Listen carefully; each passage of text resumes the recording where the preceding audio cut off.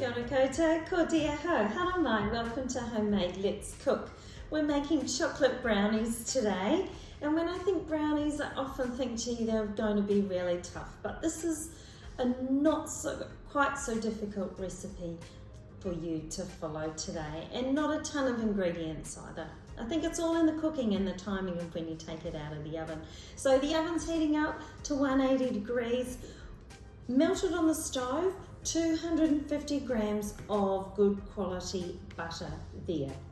And into that, we're going to put 1 1/3 cups of white sugar. Put that in.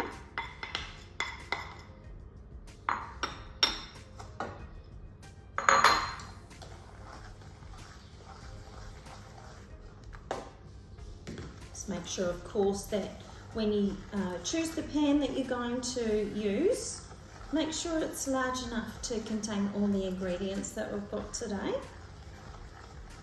And make sure that you don't put it directly down onto the surface when it's still hot. Now into that, 1/2 cup of Cadbury cocoa.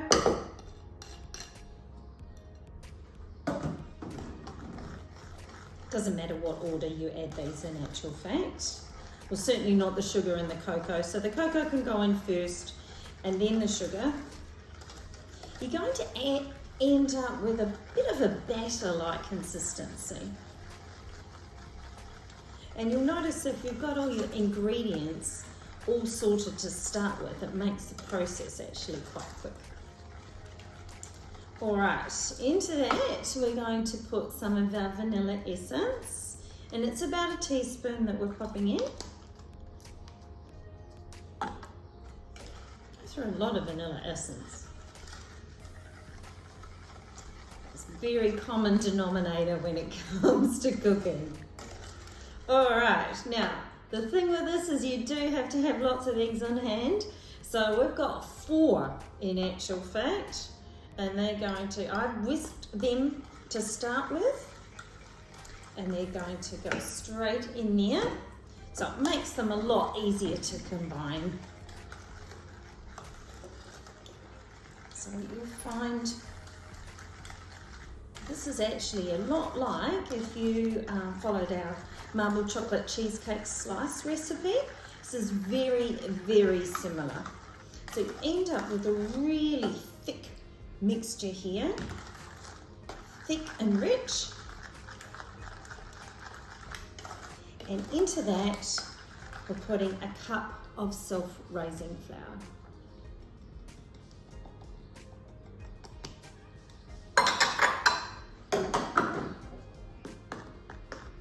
Now you notice I've got some chopped chips on hand here. Now they are optional. We're going to place these in the batter before we pop it in our tin. Now the tin I'm using today is a 20 centimetre square cake tin. You could use a slice pan if you wanted to. But hopefully by putting it in a slightly smaller tin, width and lengthwise, we'll end up with some higher brownies. Alright, so this is a lovely, rich, smooth batter. It has this kind of consistency, a bit like a really rich cake mix. And it's very glossy as well. Now into that, I'm just going to put, and as I say, this is optional, just going to shake in just a few chopped chips.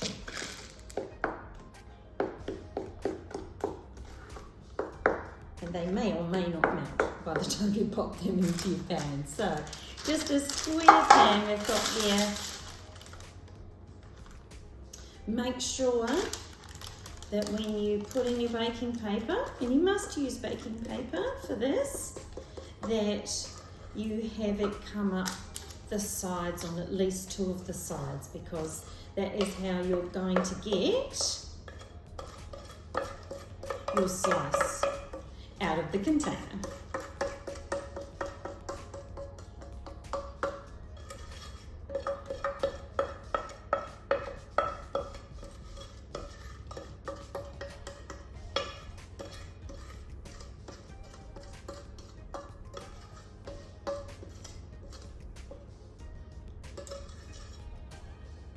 So into the oven for around 25 minutes, and it will be ready when you just touch it and if it slightly springs back. So we wouldn't use a cake tester on this because traditionally speaking, we want our brownies to be gooey in the centre.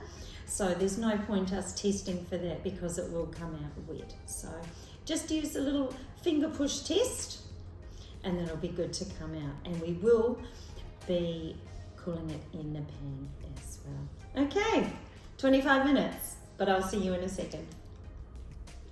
So here we are, straight from the oven. Our cake mixture springs back, but it's still got a lot of give in the middle. So hopefully we've cooked it to perfection. Cool in the tin. And then when it's cooled down, we're going to lift it out using the baking paper. We're going to dust it with some icing sugar and cut it up ready to serve. So I hope you've enjoyed making brownies with us today. I look forward to seeing what the final product turns out to be. Thanks for joining us. Ka kite.